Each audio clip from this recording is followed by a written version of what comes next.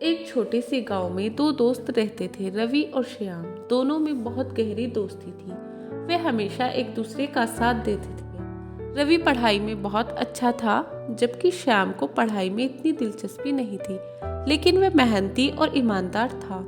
एक दिन गांव में एक बड़ा परीक्षा का आयोजन हुआ, जिसका पुरस्कार पूरे गांव के लिए गर्व की बात थी।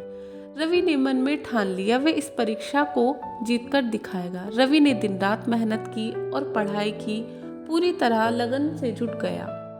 उधर श्याम को पढ़ाई में मदद की जरूरत थी और रवि ने अपने दोस्त की पूरी मदद की। परीक्षा का दिन आ गया और दोनों दोस्तों ने पूरी मेहनत से परीक्षा दी। कुछ दिन बाद परिणाम आया। रवि को उम्मीद थी कि वह परीक्षा में अच्छे अंक से पास होगा, लेकिन परिणाम ने उसे चौंका दिया।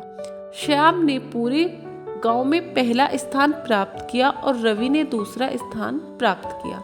रवि कुछ समय के लिए निराश हो गया। उसे लगा कि उसकी मेहनत बेकार गई, लेकिन फिर उसने श्याम को अपनी जीत पर खुश देखकर अपने दिल में एक अजीब सा सुकून महसूस किया। श्याम ने रवि के पास आकर उसका हाथ पकड़कर कहा, रवि, ये जीत सिर्फ मेरी नहीं बल्कि हमारी दोनों की है। तुम्हारे बिना मैं कभी यहाँ तक नहीं पहुँच पाता।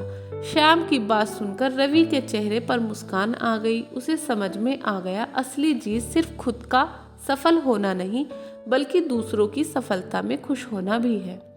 इस कहानी से हमें ये सीखने को मिलता है कि सच्ची दोस्ती, ईमानदारी और आत्मविश्वास के साथ किया गया काम कभी बेकार नहीं जाता। अगर हम किसी के सपनों को साकार करने में उसकी मदद करते हैं, तो हमारे अपने सपने भी खुद पे खुद पूरे हो जाते हैं।